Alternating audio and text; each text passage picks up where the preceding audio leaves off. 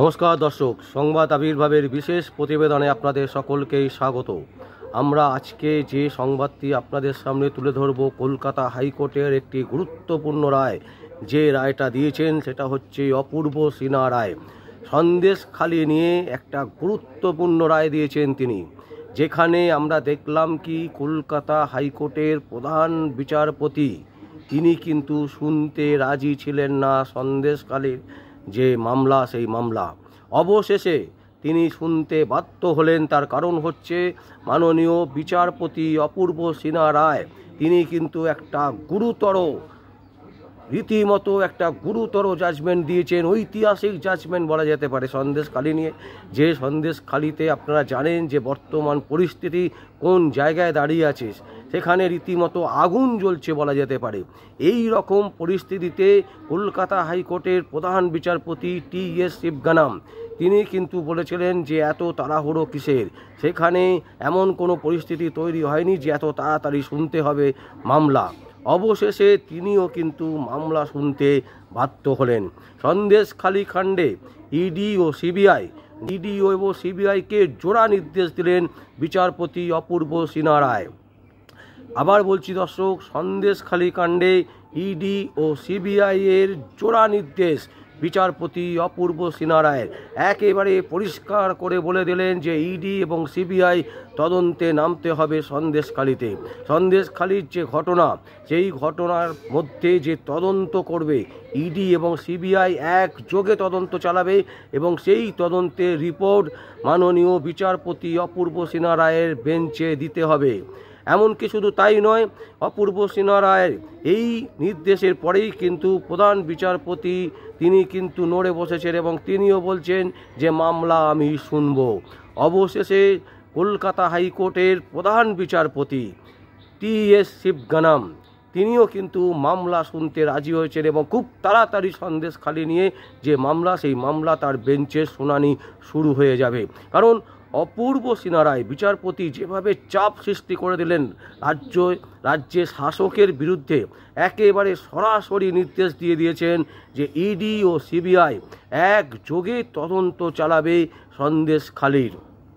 সুতরাং এই রকম একটা নির্দেশের পর কলকাতা হাইকোর্টের প্রধান বিচারপতি চুপ করে থাকতে পারেন না। সেই জায়গা থেকে কিন্তু প্রধান বিচারপতি একেবারে টি.এস. শিবগানাম তিনি কিন্তু নেমে পড়েছেন আসরে, এবং এই আসরে নেমে পড়ার ফলে কালীঘাট কিন্তু আজকে রীতিমতো কাঁপছে। কারণ টি.এস. শিবগানাম কিছুটা হলেও সামাল দিচ্ছিলেন, যেটা আমরা মনে করছিলাম, যেটা আমরা আজকে আমাদের সকালের যে নিউজ বেরিয়েছিল দর্শক আপনারা যদি দেখেন তাহলে দেখতে পারবেন, সেখানেও আমরা অনেক কিছু বলেছি। এর আগেও যে নিউজ আমরা বের করেছি তাতে আমরা পরিষ্কার বলেছিলাম যে কলকাতা হাইকোর্টের প্রধান বিচারপতি কেন মামলা শুনতে রাজি নন, কেন শুনতে চাইছেন না সন্দেশখালি নিয়ে।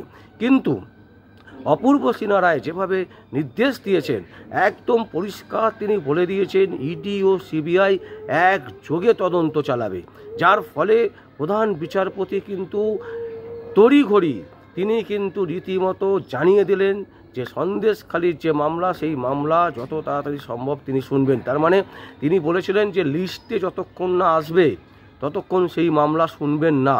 এটাই কিন্তু লাস্ট তিনি যখন বলেছিলেন টি.এস. শিবগানাম প্রধান বিচারপতি, আপনারা জানেন সেই অর্ডার আমরা দেখিয়েছিলাম, সেই নির্দেশ, এবং সেই নির্দেশ নিয়ে আমরা সমালোচনাও করেছিলাম যে কেন তিনি শুনতে চাইছেন না। কিন্তু আজকে যে ঘটনাটা ঘটে গেল তার কিন্তু পুরো উল্টো। একেবারে প্রধান বিচারপতি তিনি জানিয়ে দিলেন যে সন্দেশখালির যে ঘটনা, সেই ঘটনা তিনি শুনবেন এবং সেই নিয়ে যে মামলা হয়েছে সেই মামলা তিনি শুনবেন এবং শোনার পর তারপর সিদ্ধান্ত নেবেন যে তিনি কি করবেন। তবে অপূর্ব সিনহা রায় যে নির্দেশ দিয়েছেন সেই নির্দেশ কিন্তু বলবৎ থাকবে। সেই নির্দেশে কোনো স্টে বা কোনো রকম অর্ডার তিনি দিতে রাজি নয় এই মুহূর্তে। অপূর্ব সিনহা রায় মাননীয় বিচারপতি একেবারে সরাসরি যে নির্দেশ দিয়েছেন যে সন্দেশখালিতে আজকে দীর্ঘদিন ধরে যে ঘটনা ঘটছে তা বিরল, এবং এই ঘটনার প্রকৃত সত্য উঠে আসা উচিত, এবং যে কারণে তিনি পরিষ্কার বলে দিয়েছেন ইডি ও সিবিআই একযোগে তদন্ত চালাবে। কারণ সেখানে ফিনান্সিয়াল ব্যাপার আছে, আর্থিক কেলেঙ্কারি হয়েছে, এবং তার সাথে নানান রকমের যে টর্চার বলুন, নারী নির্যাতন বলুন, যে ঘটনাগুলো ঘটেছে, প্রতিটা ঘটনাকে যদি তদন্ত করতে হয় তাহলে কিন্তু শুধু ইডি বা শুধু সিবিআই একার দ্বারা সম্ভব নয়। তাই দুটো সেন্ট্রাল যে এজেন্সি, সেই সেন্ট্রাল এজেন্সির ওপরেই কিন্তু দায়িত্ব দেওয়া হলো এবং তাতে পরিষ্কার বলে দেওয়া হলো ইডি ও সিবিআই তারা একযোগে তদন্ত চালাবে এবং এই তদন্তের কোনো রকম বাধা সৃষ্টি করতে পারবে না রাজ্য সরকার। এমনকি তাদেরকে নির্দেশ দেওয়া হয়েছে যে যদি প্রয়োজন পড়ে তারা কিন্তু কেন্দ্রীয় বাহিনী নিয়ে গিয়ে সেখানে তদন্ত শুরু করতে পারে।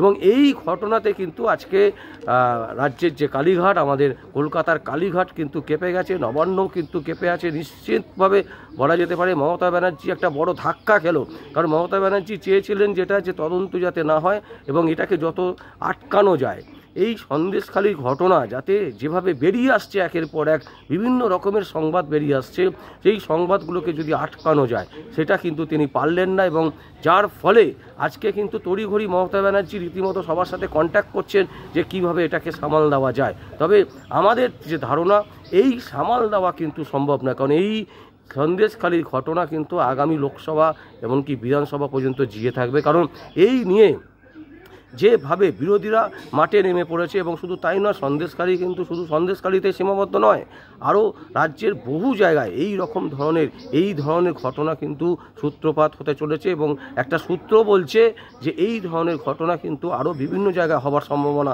প্রবল। এবং সেক্ষেত্রে মাননীয় মুখ্যমন্ত্রী মমতা ব্যানার্জি কী পদক্ষেপ করেন সেদিকে কিন্তু সাধারণ মানুষের চোখ থাকবে। আর দর্শক, আপনাদের চোখ থাকুক আমাদের সংবাদ আবির্ভাবে।